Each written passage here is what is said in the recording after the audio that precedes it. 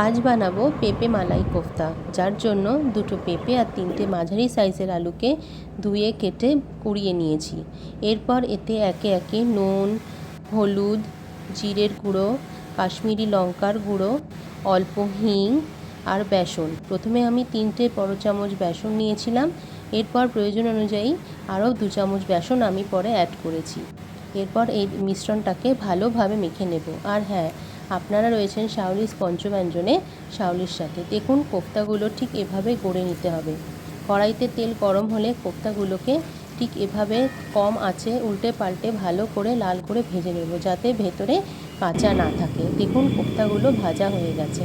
এবার ওই তেলে দিয়ে দিতে হবে জিরে আর কিছু গোটা গরম মশলা আর কাঁচা লঙ্কা, টমেটো দিয়ে ভালো করে নেড়ে দিয়ে দিতে হবে নুন, আর দিতে হবে জিরের গুঁড়ো, হলুদ আর কাশ্মীরি লঙ্কার গুঁড়ো দিয়ে ভালো করে নেড়ে চেড়ে যখন মশলা থেকে তেল ছেড়ে আসবে দিয়ে দিতে হবে পরিমাণ মতো জল। জল ভালো করে ফুটতে শুরু করলে দিয়ে দিতে হবে ভেজে রাখা কোফতাগুলো। এবারে কোফতাগুলো দেওয়ার পর ঝোল যখন ফুটতে শুরু করবে তখন হালকা আঁচে ঢেকে দিতে হবে। ঢাকনা সরানোর পর দিয়ে দিতে হবে অল্প পরিমাণে চিনি, দিয়ে ভালো করে হালকা হাতে নেড়ে ছেড়ে দিতে হবে। কিছুক্ষণ নাড়াচাড়া করার পর দিয়ে দিতে হবে রুম টেম্পারেচারে থাকা দুধ। দেওয়ার পর কিছুক্ষণ ফুটতে দিতে হবে। এরপর দিয়ে দিতে হবে সামান্য পরিমাণে গরম মশলা, দিয়ে কিছুক্ষণ হালকা হাতে নেড়ে নিলেই তৈরি হয়ে যাবে আমাদের পেঁপের মালাই কোফতা।